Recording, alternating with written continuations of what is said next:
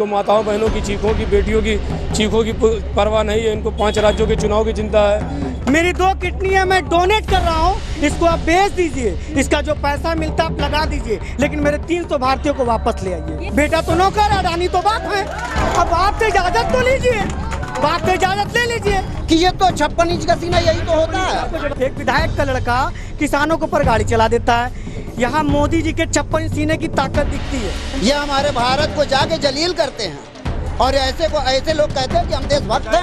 हमारे लॉकडाउन में फंसे लोगों को जो हमारे भारत में है उनको नहीं ला पाए तो अदर को कैसे वो ध्यान देंगे। द लाइव टीवी, सच सबसे आगे। नमस्कार, द लाइव टीवी देख रहे हैं आप और मैं आपके साथ प्राची पांडे। दोस्तों, उत्तर प्रदेश का चुनाव है, चुनावी माहौल पूरा गर्म है और ऐसे में अमित शाह एक बयान देते हैं, कहते हैं कि भाई जातिवाद, परिवारवाद, तमाम चीजें छोड़कर आप राष्ट्रवाद के मुद्दे पर वोट करिए इस बार। चलिए, राष्ट्रवाद के मुद्दे पर जो है वोट करने की बात तो अमित शाह ने कह दी है, लेकिन अब दोस्तों उनके लिए एक गोल्डन अपॉर्चुनिटी भी आ गई है। भाजपा सरकार के लिए ये एक बहुत ही अच्छा अवसर है अपनी राष्ट्रवादिता को प्रमाणित करने का। यहाँ पर आपको बता दें कि यूक्रेन और रशिया में जो युद्ध हो रहा है उसमें तकरीबन 300 लोग, भारतीय नागरिक फंसे हुए हैं। अब उनको वापस ले आने का सबसे बड़ा सवाल ये है कि भैया उनको वापस कैसे ले आया जाए। अभी तक सरकार ने इसको लेकर के कोई कदम नहीं उठाया है। माताएं, बहनें, परिवार के लोग सोशल मीडिया पर रोते नजर आ रहे हैं, रो रो कर गुहार लगा रहे हैं कि कोई हमारे बच्चे को वहां से लेकर के आ जाए। तो ऐसे में सवाल ये उठता है कि लगातार राष्ट्रवाद की बात करने वाले लोग, वो लोग जो धार्मिक सुरक्षा, देश की सुरक्षा जैसे मुद्दों पर हमेशा बात करते आए हैं, हमेशा उस मुद्दे पर वोट मांगते आए हैं, उनके लिए इस बार ये मुद्दा क्यों नहीं है, इस बार इस मुद्दे पर बात क्यों नहीं की जा रही है, यही सवाल है हमारा। और हमारे साथ तमाम लोग खड़े हैं, उनसे बात करेंगे और जानने की कोशिश करेंगे कि यूक्रेन में जो नागरिक फंसे हैं उन्हें वापस ले आने में इतनी देर क्यों। क्या नाम है सर? पहले नाम। फैज अहमद फैजी नाम है मेरा जी। क्या लग रहा है क्यों इतनी देर? क्योंकि सरकार को तो अब तक काम कर देना चाहिए, उन लोगों को वापस ले आ देना चाहिए था। ये खाली बातें बस बड़ी बड़ी करते हैं, इनके पास बातों के सिवा कुछ नहीं है। अच्छा। ये राष्ट्रवाद की बात करते हैं, असल में ये राष्ट्रपिता महात्मा गांधी के हत्यारे हैं।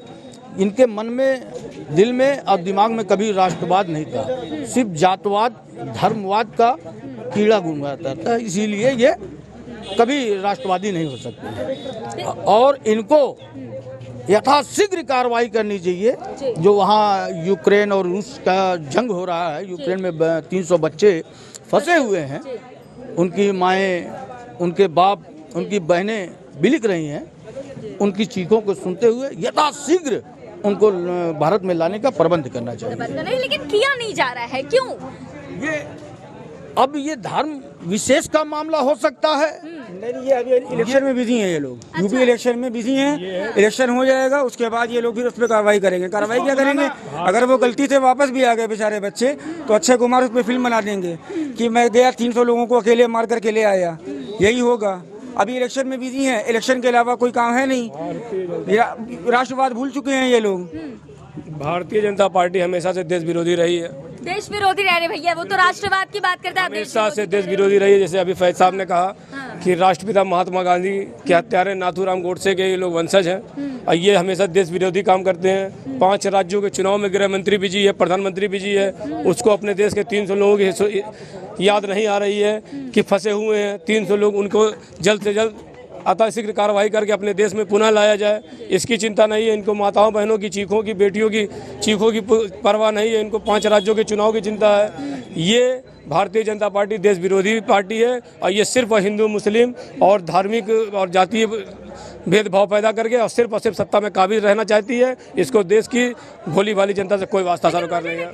ये बहुत अच्छा मौका है जब भाजपा ये प्रूव कर सकती है, ये प्रमाणित कर सकती है कि वो राष्ट्र के बारे में सोचती है, राष्ट्र की सुरक्षा के बारे में सोचती है, क्योंकि तमाम बच्चे जो फंसे हुए हैं वहां पर, उनकी लगातार वीडियो सोशल मीडिया पर आ रही हैं, वायरल हो रही हैं। माताएं उसमें रोती नजर आ रही हैं, कह रही हैं कि हमारे बच्चों को वापस ले आओ। आखिर क्या कारण है, क्यों सरकार अभी तक इन पर कार्रवाई नहीं कर पा रही है? जी देखिए, सबसे पहले मैं आपको बता दूं, मेरा नाम नौशाद अंसारी है जी। और मैं धर्म से तो मुस्लिम हूँ, मुस्लिम धर्म का व्यक्ति हूँ, लेकिन यहाँ देश की बात है, देश के नागरिक फंसे हैं और आपका कहना है कि क्या किया जाए कि मेरे देश के लोग वापस आ जाए। जैसा कि आप जानते हैं कि हिंदुस्तान के अधिकांश प्रदेशों में भारतीय जनता पार्टी की सरकार है और एक पार्षद से लगाए राष्ट्रपति तक भारतीय जनता पार्टी का है, इससे आप इनकार नहीं कर सकती हैं। लेकिन दुख हमें इस चीज़ का है कि मेरे दुख का, मेरी तकलीफ का जो मुझे एहसास होगा दूसरों को नहीं होगा। अब आप कहिए ये कैसे? अगर मेरा भाई मर जाएगा तो मेरे भाई को कंधा 4 लोग दे सकते हैं, उसको मिट्टी 10 लोग 1000 लोग दे सकते हैं, लेकिन जो पीड़ा मुझे होगी वो दूसरे को नहीं होगी। सेम उसी तरह जिसके भाई जिसकी बहन फंसे हुए हैं उनको तकलीफ हो रही है। अब योगी जी के तो कोई भाई बहन फंसे नहीं, मोदी जी के तो फंसेंगे नहीं क्योंकि मोदी जी ने तो अपनी बीवी को छोड़ दिया था। योगी जी को तकलीफ इसलिए नहीं होगी क्योंकि योगी जी ने शादी नहीं किया। तो ये कहते हैं ना कि भाई मोदी जी जो है वो अपना परिवार छोड़ करके पूरे देश के लिए उनका नेतृत्व कर रहे हैं। अच्छा ठीक, आप एक चीज बताइए, देश का ही नहीं पूरी दुनिया का ऐसी कौन सी औलाद होगी जो अपने बाप के मृत्यु पे अपने बाप को कंधा देने नहीं जाएगी? मैं तो समझता हूँ दुनिया का सबसे नकारा औलाद होगा वो जो अपने बाप को कंधा देने नहीं जाएगा। लेकिन भाजपा के जो समर्थक हैं उनका ये कहना है कि योगी जी देश हित में इतना ज्यादा काम कर रहे हैं, इतनी मेहनत कर रहे हैं कि उनको मौका नहीं मिला। चलिए ठीक है, नहीं। मैं आपकी ये भी बात मान लेता हूँ। आप जान रहे होंगे ये तो भूखे नंगे आए थे, नंगे भूखे हैं, हर चीज बेचना इनकी आदत है।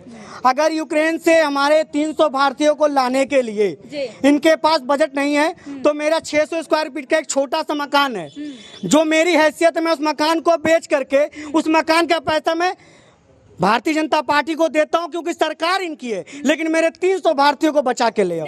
अगर ये सुनिए, अगर ये भी पैसा कम पड़ जाए तो मेरी 2 किडनी है, मेरी 2 किडनी है, मैं डोनेट कर रहा हूं, इसको आप बेच दीजिए, इसका जो पैसा मिलता है आप लगा दीजिए, लेकिन मेरे 300 भारतीयों को वापस ले आइए। अगर आप इसके बाद भी नहीं ला पाते हैं तो आप चुल्लू भर पानी में डूब मरिए, क्योंकि आपको भारत के लोगों से मोहब्बत नहीं है, आपको सिर्फ और सिर्फ अपने लोगों से मोहब्बत है और फर्जी आप मोहब्बत दिखाते। असल में तो आप सौदागर हैं, आपको खरीदने या बेचने का, सौदा करने का शौक है, तो आप 300 भारतीयों का दर्द क्या जानेंगे।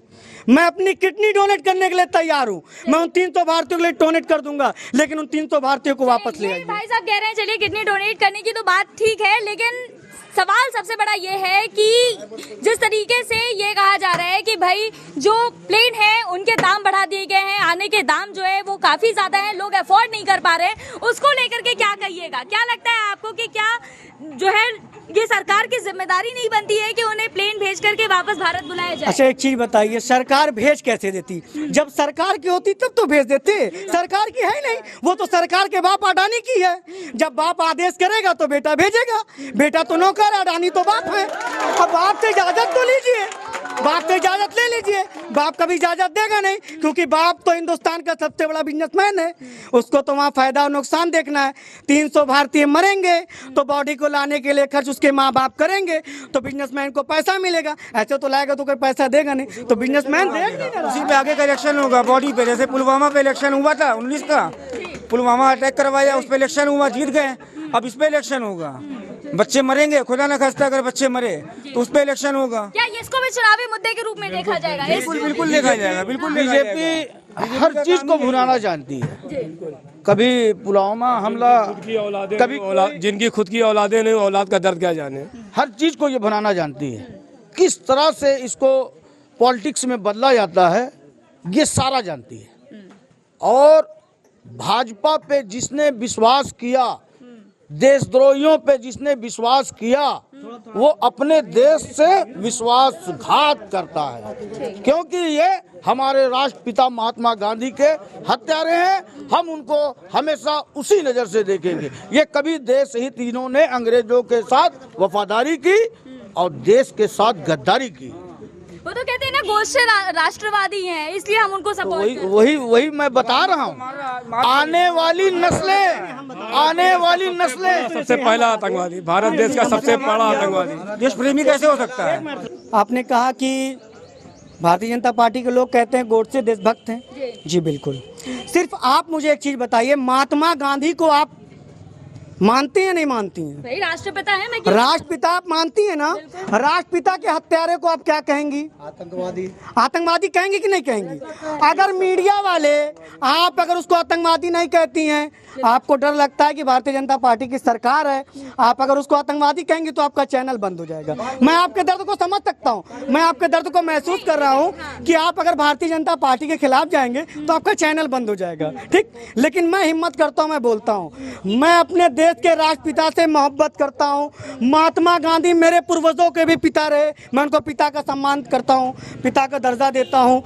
उनके हत्यारों को मैं आतंकवादी कहूँगा, वो आतंकवादी है। लेकिन आप एक बात जान लीजिए कि यूक्रेन से लाने में ये बिल्कुल सक्षम नहीं है। जो अपने देश के लोगों के फंसे हुए को अपने घर तक नहीं पहुंचाते, वहाँ से घर लाएंगे। मोदी जी कहते हैं 56 इंच का सीना है, मैं कुछ भी कर सकता हूँ, देश हित में सबसे ऊपर हूँ। ये तो अब और क्या उनसे करवाइएगा? बेचारों को पहले चला मार दिए कि ये तो 56 इंच का सीना यही तो होता है। मैं अब आपको बताऊं कि 56 इंच का सीना ऐसा है कि बीवी को छोड़ दिया, ऐसा 56 इंच का सीना। पारिवारिक मामला ना पारिवारिक मामला नहीं है। हमारी बहनों को इंसाफ दिलाने की बात करते हैं और खुद की बीवी को छोड़ देते हैं। ये कहाँ का इंसाफ है? कौन कह रहा है कि इंसाफ है? आपने कहा मोदी साले, आपने कहा मोदी जी का 56 इंच का सीना है। हाँ। जी बिल्कुल, 56 इंच का सीना है। आपको ये पता है क्या? राजा हमेशा प्रजा पे भारी पड़ जाता है।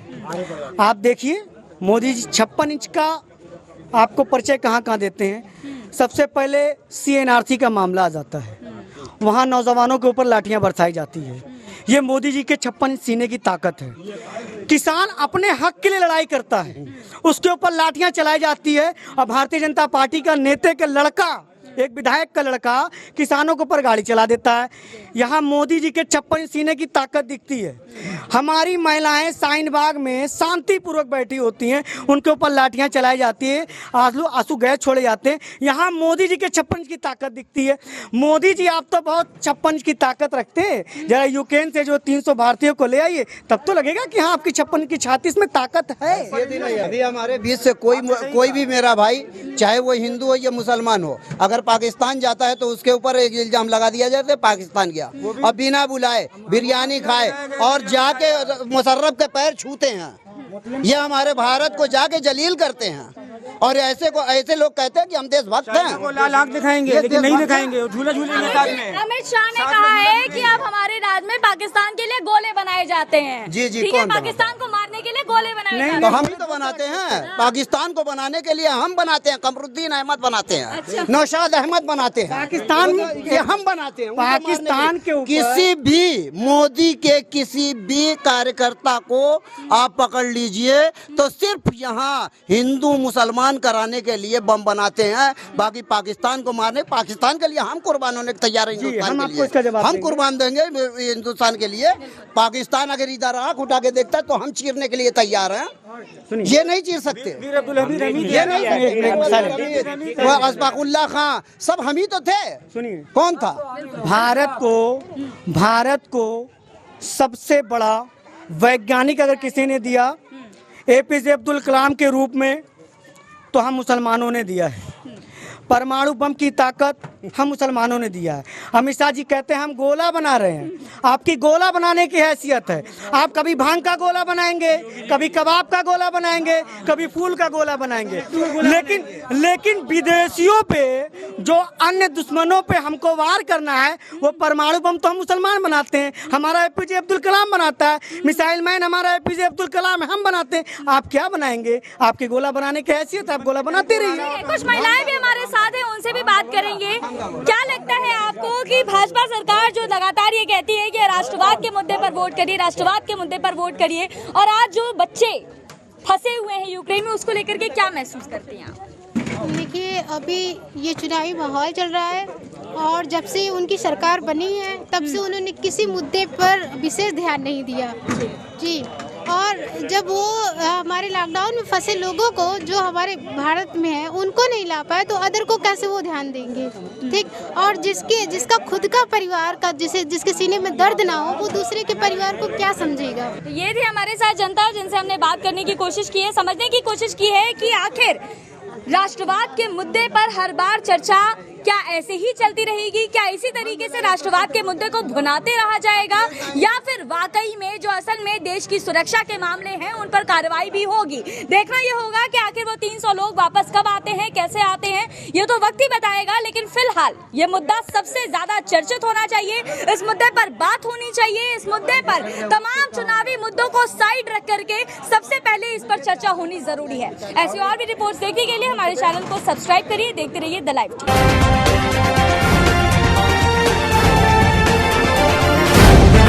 द लाइव टीवी, सच सबसे आगे।